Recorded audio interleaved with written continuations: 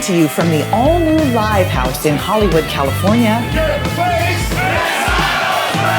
Hey everybody, welcome to this week's episode of Pensado's Place. Our guest, my guy Mars, from one of the original members of 1500 or Nothing. But first we got some fun stuff for you, which are the next two winners in the Pensado's Place Auto Tunes giveaway. They are ALEXIS, NORIO, and John BOXLEY. Congratulations. You're now the proud winners of Auto Tune EFX and are eligible for the grand prize. You know what that is? That's the Auto Tune Vocal Studio with the AVOX suite of plugins. An amazing tool that will enhance your skills. You will be a vocal badass. And now's your chance to win the grand prize, which we're going to announce next week. What do? You enter at the link below us. It says antaristech.com/Pensado. Go to that, put in your email, and sit back and wait to be notified. We announce, as I said, the grand prize winner next week, so don't hesitate, don't delay, get in there, get it done. We've got lots of stuff coming up in November and December, and to keep abreast, it's pretty simple. Sign up to our newsletter, hit like and subscribe, and click notify, and you know we appreciate you for doing that. And now, as we tape this show on Tuesday, we got some terrible news this morning that an absolute giant in audio has left us. The one, the only Ed Cherney passed away after a battle with cancer. We're all in a little shock as we process this. We just found it out a couple hours ago. Dave, what do you say to this? It's just so hard. It is hard. Ed was a gift to music, and he was a gift to humanity. He'll be missed. We love you, Rose. We'll let us know if we can help you in any way. Ed, great man.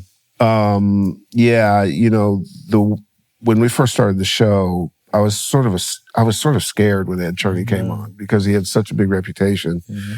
And then I was shocked 5 minutes in about how giving, how gifted, how supportive, how wonderful. Mm-hmm. You know, a couple things about Ed that Ed would always advise you, don't be a schmuck. He would say, like, you know, it could be about anything. He'd just say, don't be a schmuck, do this, that, and the other. And I remember at the Pensado Wars, you know, we always tried to put some humor and stuff in it. Yeah. And I remember sitting with the team and saying, let's make Ed and Rose the president and first lady of audio. And so we had fake Secret Service people. They used fireworks lighters as scanning things like the Secret Service.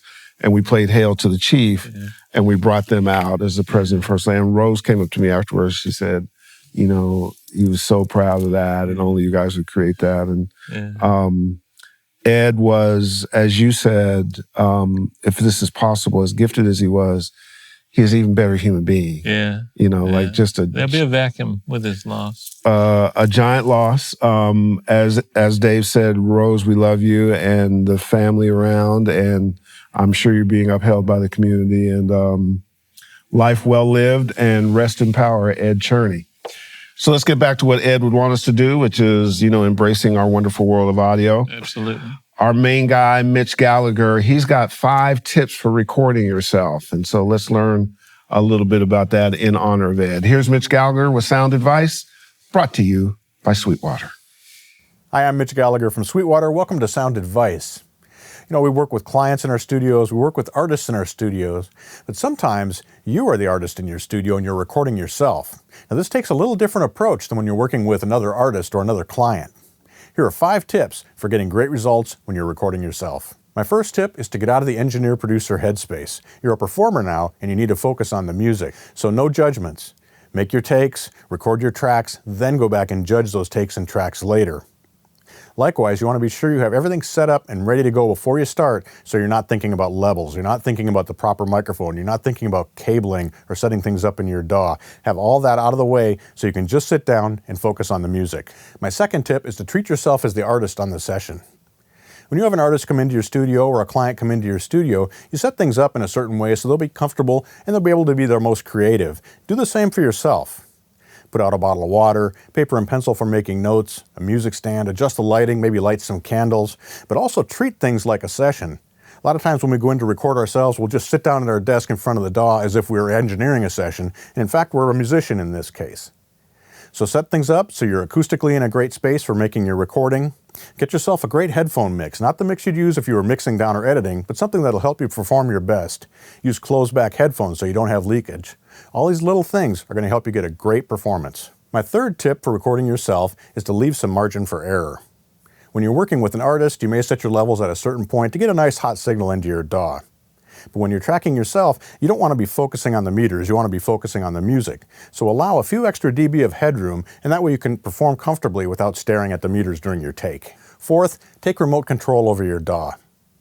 When you're playing an instrument, guitar, bass, drums, keyboards, whatever it might be, you don't want to have to take your hands too far off that instrument to operate your DAW with a keyboard and key commands. Better to use a remote. Most DAWs these days have apps that run on Android or iOS that allow you to take remote control over them. You can also use desktop controllers with transport controls. Or what I do is use a foot controller. The one I'm using is the Nectar Pacer. This is very programmable, plugs right in, and you can use your feet to operate your DAW. Never have to take your hands off your instrument. My fifth tip for recording yourself is to use loop recording in your DAW. With loop recording, you select a section of your song and have the DAW cycle over and over that, with each cycle creating a new take. Later, you can sort through those takes to pick the best parts of each performance or the best complete performance. But being in loop recording mode allows you to stay focused on the performance and just do the take over and over again until you get it the way that you want it. Now, as part of that, be sure you're setting up plenty of pre-roll and post-roll so you don't have to jump too quickly into each take. I hope you find these 5 tips useful for getting a great performance when you're recording yourself. Thanks for joining me for Sound Advice. I'm Mitch Gallagher from Sweetwater. He's an original member of 1500 or Nothing. The artists that he's produced run far and wide. Drake, Jay-Z, Ty Dolla $ign, Mary J. Blige, T.I., so many. And he is a phenomenal entrepreneur. Please welcome to the desk, my guy, Ma. Thank you, my guy. What up, brother? What's up, buddy? Good, good, good.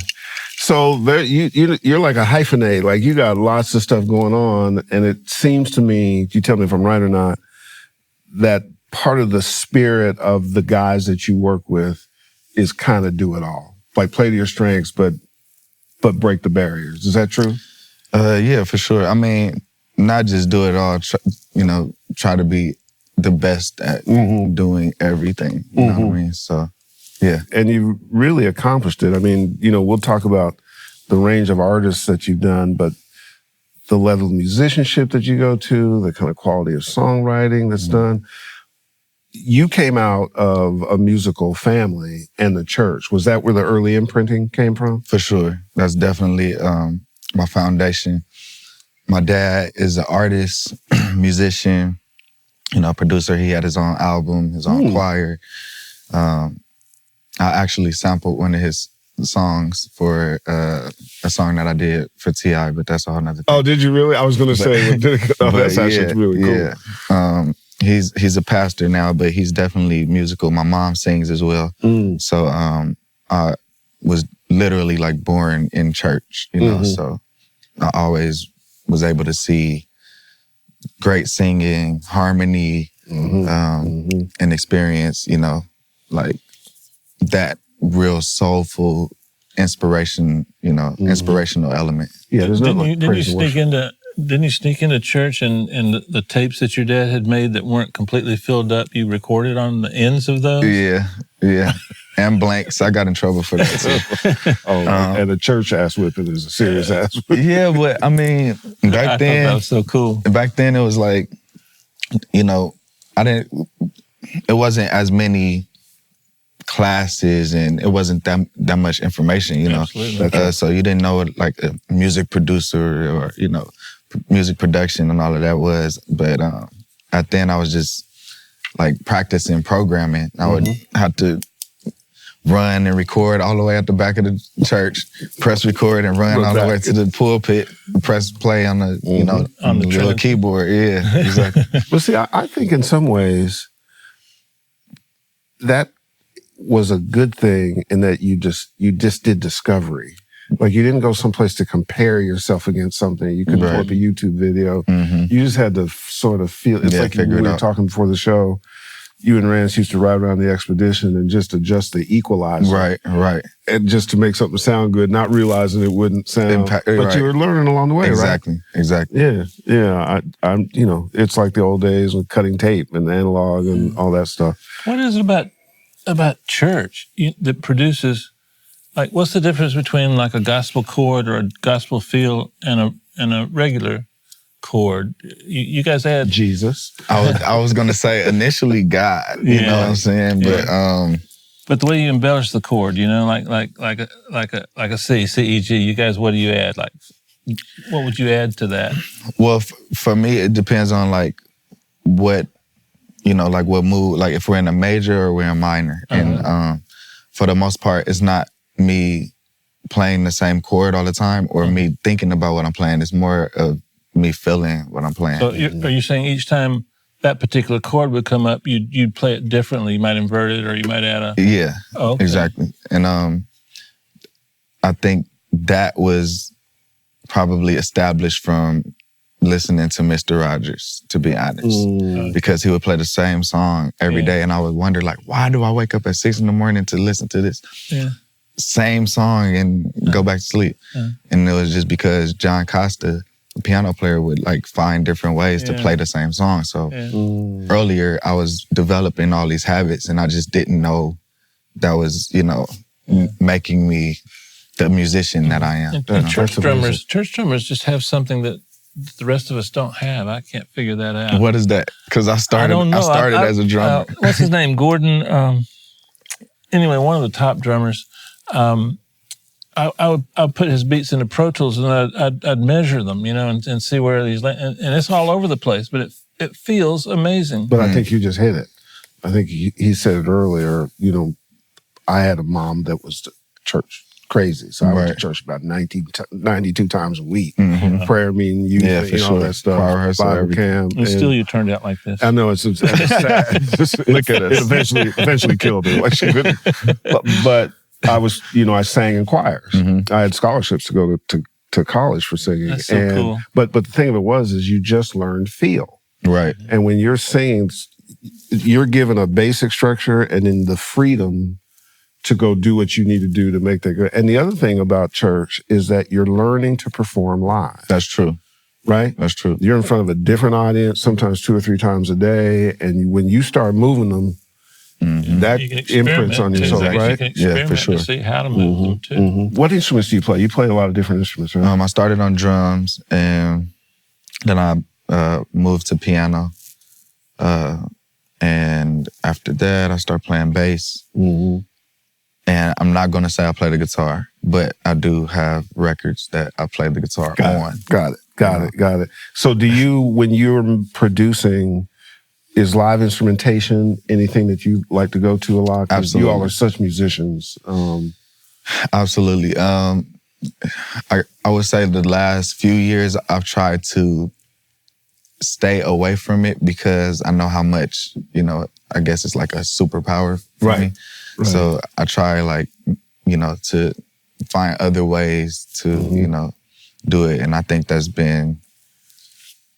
we've kind of like mastered the formula of doing that for the last maybe 4 or 5 years. We've just been doing compositions and then chop it up and, sample ourselves. Nobody else does it. Like you guys and make different, elements and then represent it. The thing that is fascinating, I hope you get the opportunity, I was afforded the opportunity by Rance, to when you watch the process in the studio, man, I just sat back. I may have had an aide that was helping me to enjoy the music. Maybe, I'm not sure. But the process of thinking about it, making it musical, then chopping it up, and then watching it morph into something that's commercial in ways, it's just amazing. And the people who would flow in and out to help that process, right?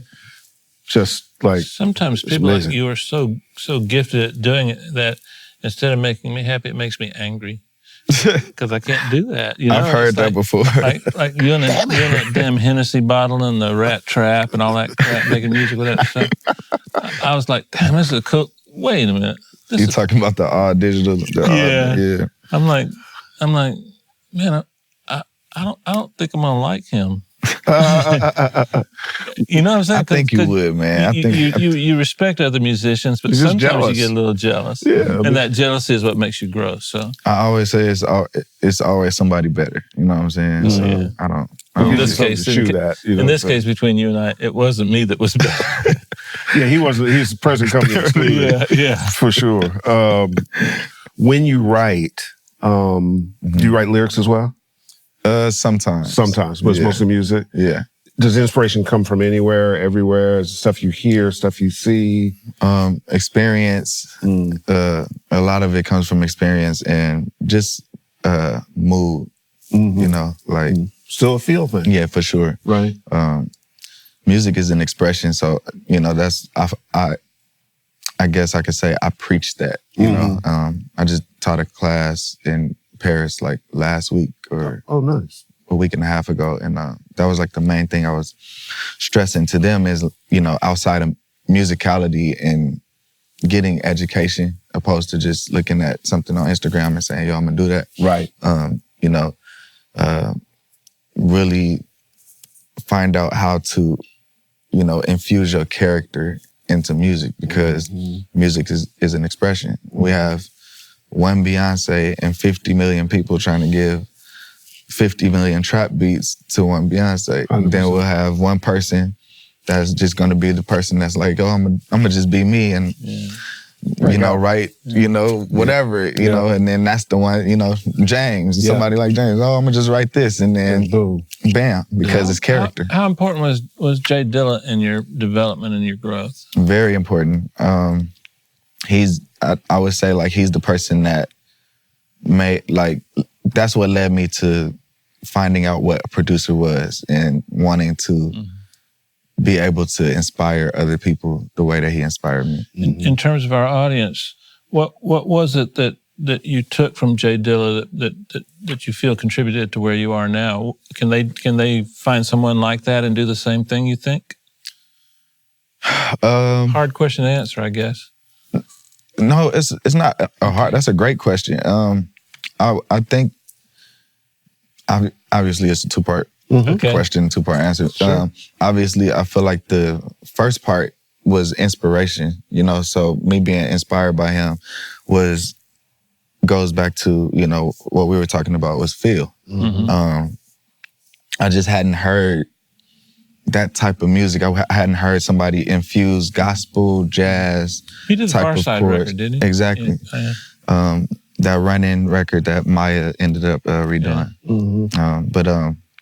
Yeah, like that was my first time experiencing that. Like, okay, this is a hybrid. Shout out to Maya. Shout out to Maya. I did one y'all are cute, man. Y'all are cute. But she makes a great blueberry pie. Does she now? Incredible. Yeah, I haven't. She put me on so many vegan places and fruits and all that kind of stuff. Yeah, shout out to her. That's my partner.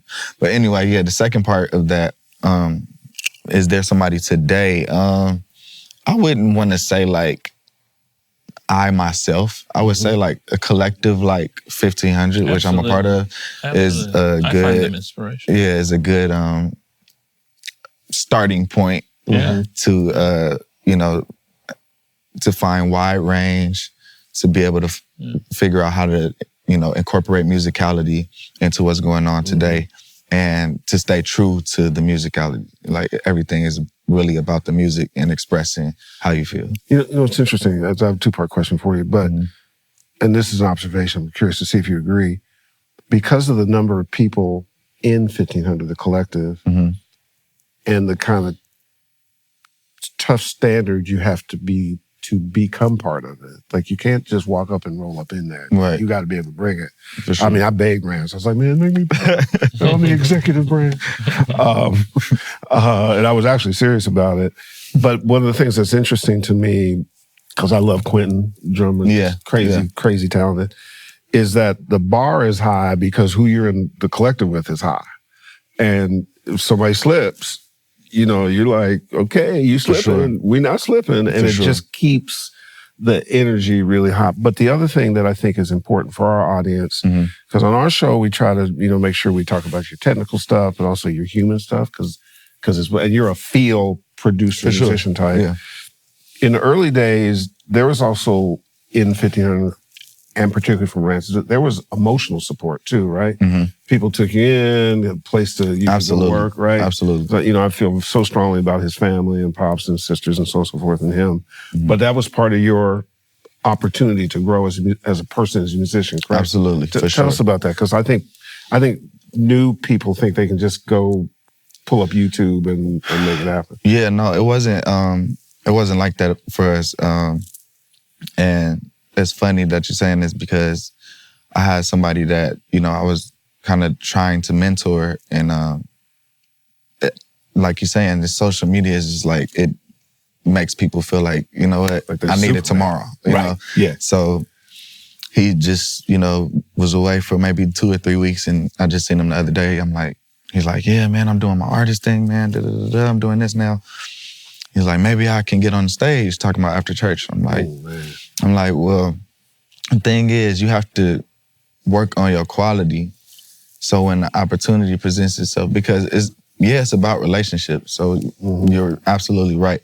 But we spent so much time, you know, I would be in Lancaster talking to Rance on the phone, playing chords, talking to my friend Jonathan, who's one of the original members of 1500 that would play keys. Talking to him on the phone just for hours playing chords. Just, that's something that people don't even do. Like, you know, like people will look at the YouTube thing and like, oh, okay, that's all right, I know how to do that. Like, and I'm a producer now, but we would spend like, this is from high school till I graduated. So from 15 to 17 is 2 years of conversation, driving to Lancaster, going to LA. Wow. So we're building a relationship with each other and establishing a musical bond. So by the time, you know, we have the opportunity to perform for Bobby Valentino in charge of 1500, or you're not going to get nothing, and establish our name, then we're ready now, because the quality is there. So, you know, we spent so much time working, and, you know, we were fortunate enough to have relationships with our big brother, Terrace Martin, relationships with, you know, that established relationships with Battle Cat, established relationship with Snoop. So, you know, from there, it's just, of course. Warren Campbell, I've known since I was born. My dad actually put Warren Campbell on, like, shows in my grandfather's church. Wow. So Warren Campbell grew up, like, you know, around my dad. So once I got of age, Warren Campbell's like, yo, I'm gonna take you in, you know, I'm gonna sign you to my block. This is how I do stuff. And tell Warren I said hello. For sure. Absolutely. He needs to actually do the show. And you guys should know that it is important Mary. that you are growing that part of your life, that stuff that it actually inspires your creativity. Yeah, for sure. It allows you to test things and see what works. It is one of the best things about the collective. When you're producing, what do you work on? What do you use? Are you Ableton guy? What do you? No, I'm using Reason. Oh, really? Cool. Yeah. I'm using Reason. I think it might be pulled up right there too. Yeah, you know. Nice pictures. Is there a reason you're using Reason? Yes, I'm using. Is there a reason I'm using Reason? Yes, there is a reason. And what would that reason be? I've tried. You know what? I'm not gonna say that, you know, it's the best DAW. It's the best DAW for me. For you. Right. You know, I feel like magic happens in each DAW. And, you know, however the magician does the magic. Some of them are more creative with a particular individual than others. Yeah, this DAW is just more, it's more freedom, and I don't have to do as much work as far as like equalizing and compressors and stuff. Your idea. The sound is exactly however the sound sounds. Makes sense. I think that is, you just epitomized how you should think about tools. A tool has to work for you. You can't work for the tool. Exactly. Is that right? Right. For sure. For sure. Because at the end of the day, clearly your success, I mean, when you think about the range of artists, T.I., Drake, Chris Brown, Mary J. Blige, I mean, Ty Dolla $ign, it goes on and on and on and on and on. And I always associated you with T.I. for good reason, but they're coming to you because you know what you're going to get, and they know what they're going to get, and you're able to get through it to your tool. So the tool supports your creative needs and makes you a living. Exactly. Make a living. For sure. Right? One of my favorite things you've ever done, I hope I'm picking a good one, Stronger by Kanye. I love that song. I love that mix. I'm not the biggest Kanye fan, but there's about 20 songs that just are incredible to me that he's done. And Stronger, what was that? What was the snare sound on Stronger? That was a weird snare sound. You are incredible for asking that question. Easy. Don't tell him that too many times. That's crazy. So, good job, Dave. Oh, thank you. That's an awesome question because people always say, "Yo, what did you do on Snort?" Like, I played. I played the music. Yeah, but yeah. So this is the short version, very short version. So I'm sitting in the studio. I forgot that I'm even there for Kanye. He calls me to come there just to see, you know, he heard I'm playing. Shout out to DJ Reflex. Reflex introduced me to him. So I'm sitting and he's listening to Daft Punk. I've never heard this in my life. So I'm thinking he's tripping back then. So I'm just, you know, smoking, doing what I'm doing. He cuts up the sample and start. So he programs that, right? He takes he's on the ASR and the MPC. Yeah. He takes the kick, he finds a kick, does a kick, boom, boom, boom, boom, boom, does the program, the sequence the kick. He's going through sounds, goes past the snare and goes to an open hi-hat. And this open hi-hat sounded like a cymbal. And it was like, yeah. So he he pitched it down. Then from there, he put it in Pro Tools and had, I think Andy was working at the time. Andy do something like put something distortion and some other thing on it, and what a great story. It was crazy. Yeah, but I never really told that story that way. Yeah. And probably would never ask the question, right? Exactly. Yeah, good for you. And just as a side, show me what you got. I like that production of yours too. Yeah. Do you have shout out Jess? Do you have a team, like when you get done with a record, do you have somebody who mixes your music? Or do you have the people you go to finish out, or do you do it yourself? Or both. Got you. Or sometimes the artist is taking it and they're mixing it. Well, for the most part, mixing is very, very important. Yeah. So, you know, I found that out in my early days. And just like, oh, we got the record, and it comes out and it's like, yo, it's like the same thing. Yeah.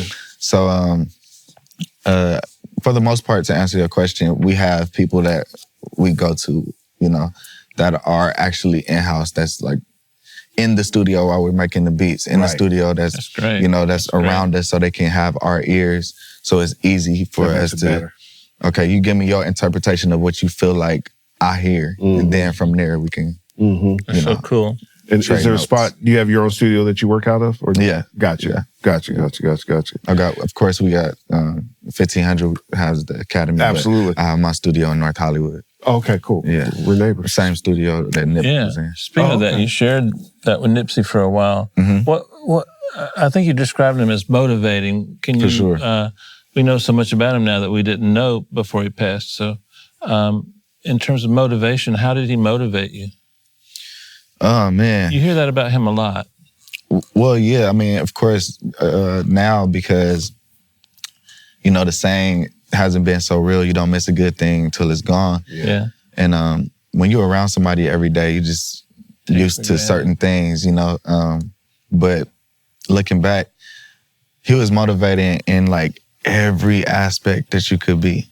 From, you know, who don't want to pull up in the Maybach with the, he got the branding himself, he got the all money in, car mats, minks on the floor, like, you know what I'm saying? His walk, he walking in, his presence, you know, and he, you know, of course, coming from Crenshaw and Slauson and his background, for him to be as smart and as progressive and trying to motivate people and taking people, hey, yo, I'm concerned about the sound. Yo, let's do this. Hey, Mikey Keys, let's flip this beat. Hey, let's listen to Tupac. Let's listen to Snoop. Let's listen to 213. You know, it was a lot of things that he was a student, you know, like a real student. He had books. He would tell us to come, you know, learn stuff. And we walking down, you would just walk down, try to give them a blunt, and you end up leaving with a whole different mentality. Like, what did I? Yeah, right. Sometimes, You know, for me, it was just I started my career in Atlanta, and Atlanta wasn't Atlanta back then. It was this wasn't any upper mobility. Like we'd do a song, and I'd look at Todd, and I'd say, "What do you want to do now?" And he'd go, "Let's write another one." We didn't have any examples of a pathway out, you know? And I think is that what you're kind of describing? When he was such a brilliant businessman, for sure, brilliant musician, and he showed you that there is a pathway out that you can follow that has a rainbow at the end. Absolutely, which is a mixed metaphor, but but one of the things that Mars and the guys that in 1500, you see it with athletes and stuff, is I think that people are now learning that they can take their power of one thing, transfer it, and translate it into other business opportunities for others, bring people along. Like, it's not just stay in your lane and be a producer. Right. It's, it's do something with your radio show or your platform or teach or the academy or you see athletes building these incredible businesses and stuff. And along the way, your brand. And Nipsey was just one of those guys who saw that early. And exactly. Entrepreneurship. And the inspiration of it is how people get on. It's how people say, "Oh, I can go do that," and it's fascinating to watch because it used to not be that way. This is a little bit of a racial thing, but I was watching football the other day with my boy from DC, and we began to count up the number of black quarterbacks. Because there was a time when I was, coming up in college that black quarterbacks were just not a thing in the NFL. And there was like 6 or 8 of them, and just killing the game. There was one. Yeah, absolutely. So a friend of yours, really. So the evolution of taking your power and then turning to other things is really, and you guys represent that. For sure. When people come to you, do you think there's a My Guy Mars signature in terms of your production? Is there something you do? I would hope not. Oh, good. Right. Yeah, I would hope not. Great answer. I'm that way too about my mixes. Yeah, I don't like being pigeonholed, confined. Hence the rocket and the symbol, you know what I'm saying? I like thinking outer space, out of not even the world. Like, you just did a country artist, right? Right. Yeah, exactly. So you're pushing the. Why not? Is artist development a place that you like? You like working with artists and bringing them along? Yes, I love it. I wish it was more time in the day for me to do that. But that's one of the main reasons why I started After Church LA. As well as, my radio shows. Right. Just to What's the name of the show? It's on Dash Radio? Yeah, we're going to actually relaunch it soon. But cool. I was doing it for 4 years on Dash Radio. And when you relaunch the radio show, I understand the guys from Pensado's Place are going to be on the show. For sure, absolutely. Cool. Absolutely. We'll make sure y'all the first call. That's off top. We'd be happy to do it. With all the different interests you have in developing artists and giving back and teaching and so on and so forth, do you try to do them all? Does all that help your inspiration for creativity, for music? Do they feed each other or are they separate lanes? It's not separate lanes. It does feed each other, but it wasn't like, it's not like I do it so it can feed each other. Gotcha.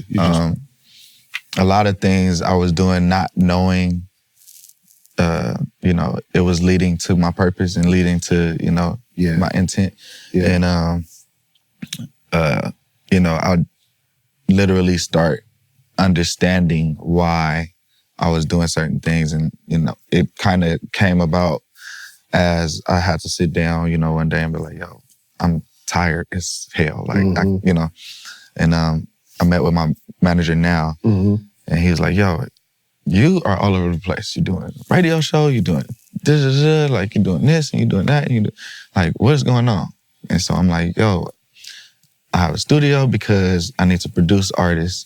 I have a radio show because you can't just go to 99.1 or Power 106 and just say, hey, I got an artist. Right. So I want to have a platform people to, go. And then same thing for After Church. I want people to be able to perform as well as discover people. If you have somebody that wanted to perform, it's producers there, it's musicians. So he's like, oh, I see how everything, you know, ties in together, you know, but still let's make it make sense, you know. So that's cool. Where do you do the after church thing? We're currently doing it at the Study. Okay. In Hollywood. Yeah. Got it. Every Sunday. Now, are you a sports fan? Yeah, yeah. A little bit? Yeah. Which one? What do you like? Well, I like basketball the most. Me too. Yeah, I like Starts basketball. tonight, actually. Come on, Yeah, man. that's right. Go Lakers. Yeah. All the time. Laker gang. You know what I'm saying? My Air brother. pound. Big time. And boy, they starting out with a great game. Come on, man. Oh Let's my go. God, I cannot wait. No question. West Coast. So in our little sports metaphor here, we have a thing called Batter's Box, and generally the members of 1500 Nothing have actually just killed us, which is a good thing. So you have to keep up You that seem bar. cheerful about that. No. I'm just, I'm your friend. I'm just being honest. I mean, you know, it's now when people shouldn't beat you, that's when I get defensive. But I think so. Do your best. Nice. I like our teamwork. Okay, all right. So here we go with Batter's Box. Hit. Oh yeah, we gotta lock in. We gotta lock in with the My God Mars hats. Yeah, let's go. Oh shoot. Oh shit. It's serious. Chords. Minor. Virtual sense. Analog. Do I look stupid? No. Right answer. Wrong answer. Harmonies. I love harmonies. Church. Loops. Music. Church. Inspiration.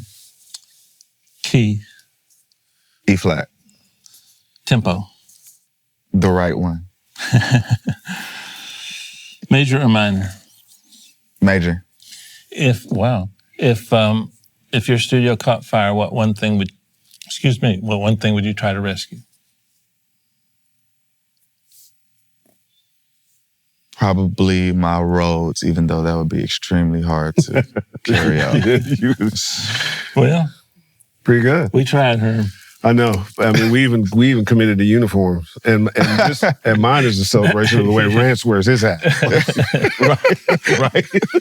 Yeah. So I definitely wear his hat I'm like pretty sure this that. could be Yeah, the last exactly. episode of Pensado's Place we do. No. man, And by the way, it's the My God Mars logo, Yes, and sir. we got gifts, and it's very cool. So, Appreciate y'all, man. oh no. This is the when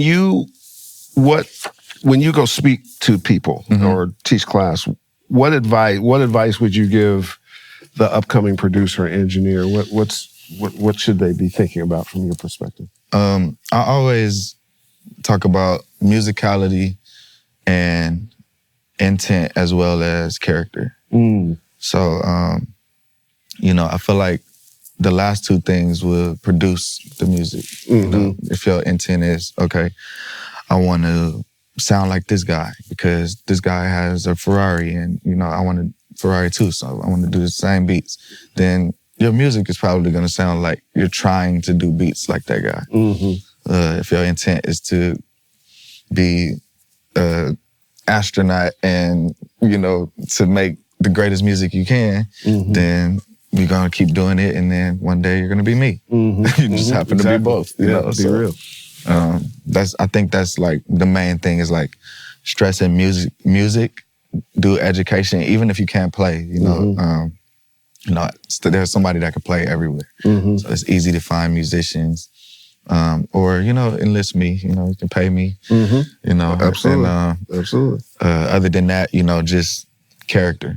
Make sure it sounds like you. We want to hear what you are because it's so many of us in the world. That's right. That's the only way we can make music better is to have your perception, and my perception, opposed to having a lot of the same thing. Does this make any sense? I also, when we talk about people, we talk about fearlessness and curiosity. Never get comfortable like you know it all. Oh yeah, for sure. You're always gonna, and also don't be afraid to be fearless. Go try and be that other thing. Push that envelope. Those are elements you agree with? For sure. I mean, I wouldn't have had that country record. I wouldn't have we wouldn't have been 1,500 or nothing. That's right. A lot of things wouldn't happen if we didn't, if we weren't vulnerable and actually, made sacrifices and took chances. So, On the technical side, are you a big plug-in guy? It depends. It depends. Like vocals, somewhat. I know enough to where it's like, okay, these are the 3 or 4 things I like. Make it sound like this. Whatever you're using, that's cool. If that's the new plug-in or if this the old, figure that does out. it sound like? Make it sound like this. But outside of that, yeah, I do have a few like simulated, plugins that simulate older analogs, just because I can't fit 30 keyboards in my studio. Right. So emulations and stuff like that. As we've had this discussion, one of the things that I think is important for the audience is that you're not limited by what you don't know. You're strengthened by what you do know. So if you figure out how to get me what I know is good, right, I'll recognize it's good and I'll make that. Yeah, for sure. I mean, I'm not opposed to learning. It's just that I like spending the majority of my time trying to figure out how to turn these 12 notes that have been created since the beginning of time into something new every single day. Also, you use the word research a lot. Yes. And describe that, how that's helped you. Man, if I didn't research who did my first beat, or the first beat that I fell in love with, or the first album I fell in love with, Erykah Badu, Q-Tip, all the artists I was listening to, I wouldn't have discovered these musicians that were a collective like 1,500, which were the Roots. Jay Dilla had a collective called the Soul Aquarians or something like that. And James Poyser, all of these different musicians, I had to look that up. Nobody taught me about music production or bands and none of that. Are you still doing it a lot today? Oh, absolutely. It's funny, I just showed one of my friends that I produced with, Mike, of Mike and Keys. Shout out to Mike and Keys. They produced a lot of Nipsey, with Nipsey producers. And I was, listening to something on Tidal, and a song that we did came on, and the information stuff is on there. So, they had like the credits all screwed up and stuff, and we're in the same studio. I'm like, hey man, look what just came on. And I showed him the credits. He was like, that's wrong. Right. That hurts so bad when the credits are wrong. Yeah, but hey man, that's something that you So can't you're win all the time. self-taught, along with, for the most part. I like to say I'm anointed. God gave me a gift, and then my dad taught me one song and was like, I'm gonna see if you're gonna be lazy. I'm not gonna teach you everything. If you can learn this one song and transpose it in every key, then you can play pretty much anything. So, wow. But not E flat. Come on, man. E flat. Yeah, E flat is just a very comfortable. It's a boring. church key. It's a church key. You know what I'm saying? It's not that far from F sharp. Go to F sharp. That's a But see, if you're in E flat minor, then you're in F sharp major. So F sharp major is the relative of E flat. But you didn't say minor. But we just did now. So look how we on the same page. Lame ass ballad E flat key. E flat minor, you're gonna hit an E flat. When you go to E flat, you're gonna hit a minor 11, you know what I'm saying, 9, 11, you want those. But according to Spinal Tap, D flat, D minor is the most sad key of all. D But minor? here's the challenge, though. You went from church to Spinal Tap. So I'm like, whoa. And you really can't say and then went to D minor, which I didn't say. I It said might be E D flat minor. And you can't say lame ass around the church chord.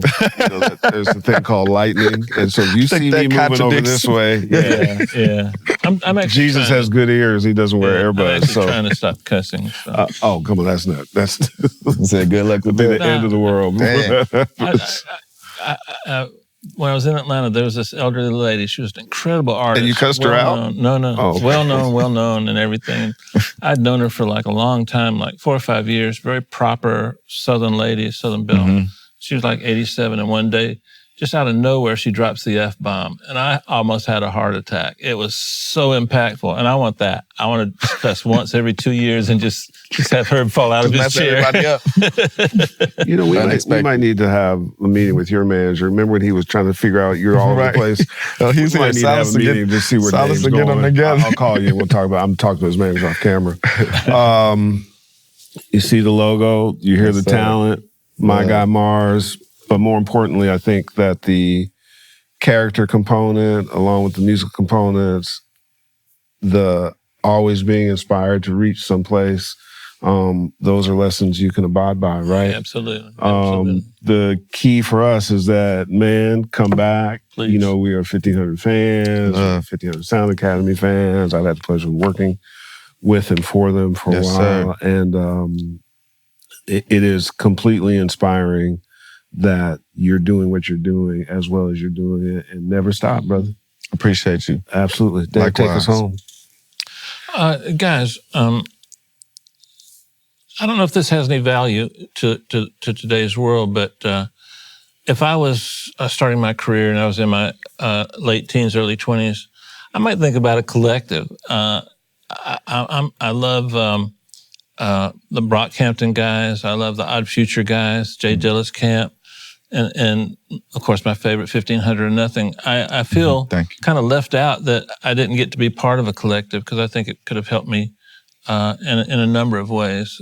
It's no fun to make music alone. It's no fun to not have people listen to your music, and it's no fun to stay stagnant. And I think that's something to take a look at in today's world to see if you can take your skills and quality of life to another level. Check you out. Bye-bye.